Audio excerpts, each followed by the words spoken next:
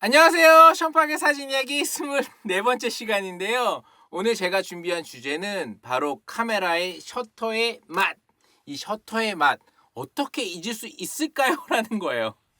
셔터 이거 누르는 재미 있잖아요. 이 과정. 여러분들 좋아서 이 제 채널 보고 있는 건 아닐까라는 생각도 들어요. 왜냐 카메라라고 하는 것들이 물론 이론적으로나 기술적으로 배울 것도 굉장히 많고 공부할 것도 많지만 그 배우고 공부한 걸 가지고 이렇게 사진을 한번 멋있게 찍어보고 싶은 분들이 제 채널을 보고 있지 않나라는 생각이 드는데, 요즘 오픈 AI라고 해갖고 챗 GPT 시장 굉장히 뜨겁잖아요. 지브리 스타일로 바꿔줘, 아니면 뭐 세일러문 스타일로 바꿔줘, 짱구 스타일로 바꿔줘. 오더만 하면 바로바로 나오잖아요. 인스턴트도 그런 인스턴트가 없어요. 그래서 챗 GPT 시장, AI 시장, 이 카메라가 가지고 있는 기본적인 원본 뭐 이런 것들 촬영하는 사람들보다 훨씬 뛰어난 시장으로 갈까? 저는 앞에서도 얘기했지만 못 갈 것 같아요. 바로 이 손맛이 없기 때문이에요. 이 손맛 여러 가지가 있는데 김치도 손맛이잖아요. 아무리 뭐 호텔 가서 맛있는 김치 먹어도 어머니가 옆에서 만들어준 김치 하는 중간에 내가 손으로 겉절이 먹어보면 더 맛있잖아요. 왜냐? 어머니와 함께 했던 그 과거의 기억. 엄마가 김치를 하는 거 봤었고 과거에도 먹고 지금도 먹고 있고, 그래서 그게 내 입맛에 딱 맞는 김치인 거잖아요. 그리고 뭐 골프도 손맛이 있죠. 딱 드라이버 쳤을 때 멀리 나갔을 때 짜릿함. 그 다음에 뭐 여러분도 알겠지만 자동차 운전을 한다든지 시트가 딱 들어온다든지, 그래서 뭐 카메라 관련된 유튜버들 되게 비슷한 점 많잖아요.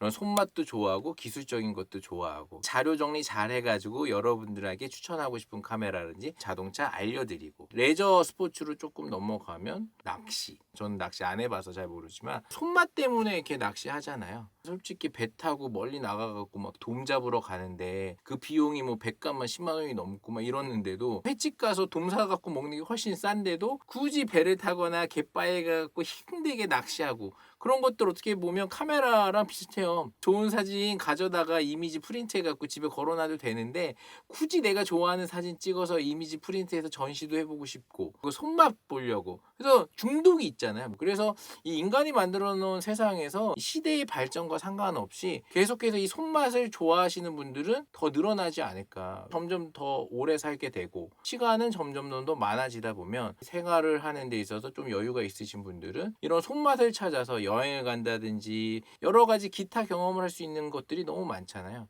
근데 이 챗GPT 사람들이 원하는 것대로 이미지를 바꿔주지만 가장 큰 핵심이 바로 이 손맛이 없다는 거예요. 조금 더 깊게 들어가 보면 이 미래 시장에서는 뭐 B2C 시장이라고 하잖아요. 그래서 뭐 라이카라든지 카메라가 명품화 되려고 하는 것도 어떻게 보면 B2C라고 해서 고객들이 바로 살 수 있고 그걸 가지고 즐거움을 얻을 수 있고, 지금 보고 있는 이 카메라도 저하고 여러분들하고 소통할 수 있는 역할을 해주기 때문에 저는 그만큼 비싼 비용을 주고 카메라를 사고, 웬만하면 또 화질이 좋았으면 좋겠고 마이크가 좋았으면 좋겠고, 모든 것들이 시스템은 기계적인데 사람을 만날 수 있거나 내 얘기를 할 수 있거나 그 과정을 얘기하는 부분에 이제 집중돼 있잖아요. 근데 챗GPT는 감동을 파는 건 아니라는 거죠. 그 과정을. 그래서 이 카메라가 가지고 있는 기능이 딱 두 가지가 있는 것 같아요. 내가 직접 찍어보는 즐거움, 이 손맛. 그 다음에 이 카메라가 영상을 찍는데 나한테 있어서 부족한 부분을 만족시켜 줄 수 있는 대리만족이라는 시스템이 있는데, 여러분 영화관 가면 사랑하는 남녀를 보면서 아 나도 저런 사랑하고 싶어 라는 것들.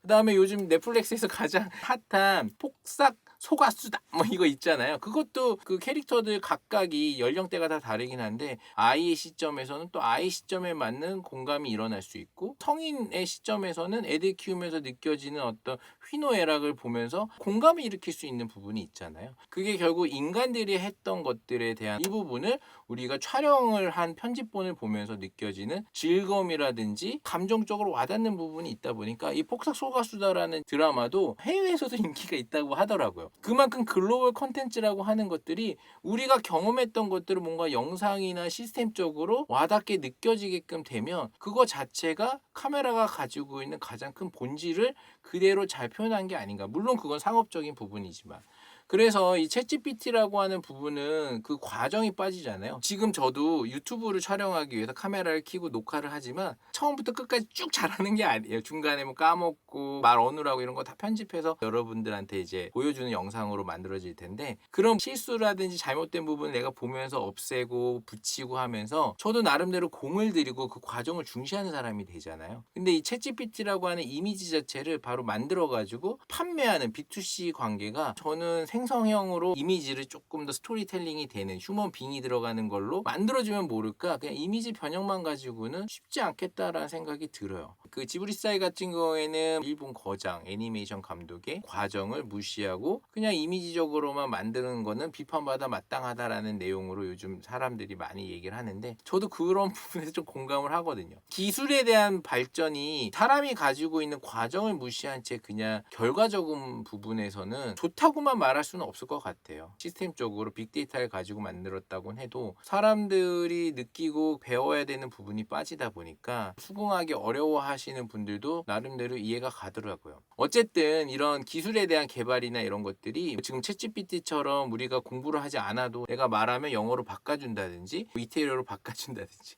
그럼에도 불구하고 시장에서 AI의 활용도는 생각보다 아주 좁아지는 것 같다고 생각은 들어요. 제가 너무 부정적이다라고 생각하시는 분들이 있을 것 같아서 꼭 부정적이라는 부분보다는 그래도 시장 자체에서 제가 보는 좀 거시적인 시장에서, 저 얼마 전에 제가 좋아하는 대표님이 운영하는 회사가 하나 있는데 이번에 회사를 조금 작은 데로 옮기셨어요. 근데 그 회사 자체는 자가로 갖고 있던 회사라서 큰 사무실을 임대를 준 회사가 있는데, 그 임대를 준 회사가 그렇게 잘 된대요. 그래서 제가 물어봤어요. 무슨 회사한테 임대를 줬는데 그렇게 잘 된다고 하시는 거예요? 그랬더니 교육 관련된 회사라고 그러더라고요. 그래서 교재를 만든다고. 이해가 가더라고요. 요즘 저도 애들이 어리다 보니까 교육 관련된 부분에서 좀 보고 싶은 부분이 있어서 티처스라고 해서 일타 강사분들이 나와서 얘기하시는 프로그램이 있는데, 그런 사교육에 관련된 시장이 커지는 거 여러분도 느끼시죠? 챗GPT 같은 게 나오고 어플만 켜도 상대방한테 내가 뭘 전하려고 하는지, 어떤 이미지나 어떤 얘기를 하려고 하는지를 핸드폰만 보여주는, 컴퓨터로 보여줘서 소통이 가능한데, 인간이 굳이 계속해서 노력하지 않아도 충분히 생활을 할 수 있는데도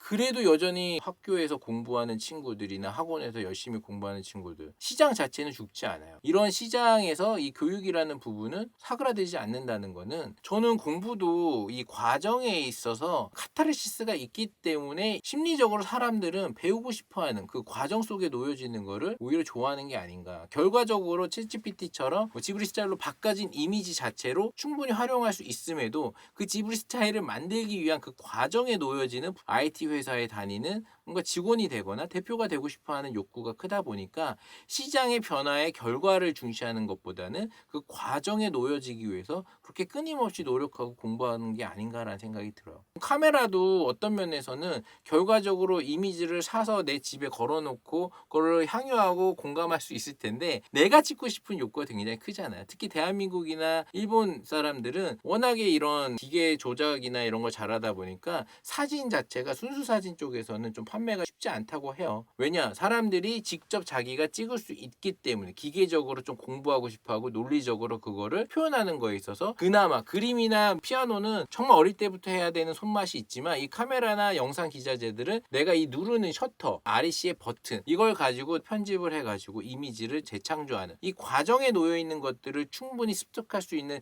지식과 지능들이 있는 사람들이다 보니까 순수 사진 쪽에 있는 작가들의 작품들을 구매하는 것보다는 그림을 산다든지 한다고 하더라고요. 그래서 취미생활 사진이라든지 이런 부분에서도 카메라 시장이 더 커질 수밖에 없는 거는 손맛을 보고 싶어하는 유저들이 계속 늘어난다는 거죠. 미래의 시장은 셔터, REC 버튼 누르는 이 느낌을 가지고 살아가는 사람들의 시장이 더 커지지, 챗GPT라는 이미지 형성에 그치는 시장은 그다지 오래가지 않을까. 제가 이제 마지막으로 좀 비유를 해보면 인생 4컷. 저도 가족들하고 찍고 그랬었어요. 근데 몇 번 찍다 보면 계속 찍진 않잖아요. 왜냐? 찍는 것 자체가 기계가 찍어주고 어떤 한정된 공간에서 찍고 그걸 이미지를 조금 예쁘게 하고 바로 IT로 핸드폰을 옮겨주고, 이런 기능은 너무 좋지만 그거를 하루에 한 번 뭐 이런 식으로 계속 찍진 않는다는 거죠. 근데 내가 카메라를 가지거나 낚싯대를 가지고 실제 그걸 하기 위해서 가는 행위는 매일매일 할 수 있다는 거죠. 물론 뭐 중독이라고 할 수는 있겠지만 내가 얻고자 하는 결과물을 내 노력이나 땀을 통해서 얻고자 했을 때 느껴지는 카타르시스, 기존에 만들어진 것들을 활용해서 쓸 수 있음에도 불구하고 불구하고 뭐 횟집에서 회를 떠서 먹어도 되는 거고 인생 네컷을 가지고 내 사진으로 만들 수도 있고 내 가족 사진으로 할 수도 있는데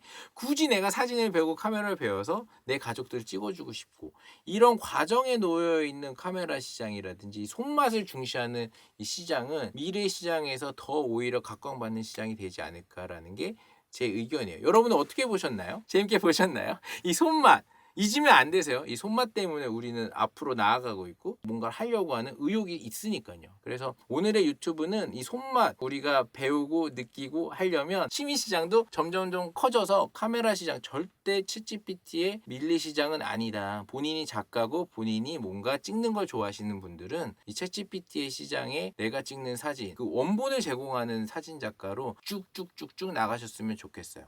오늘 제 유튜브 재밌으셨다면 좋아요, 구독 좀 부탁드려요.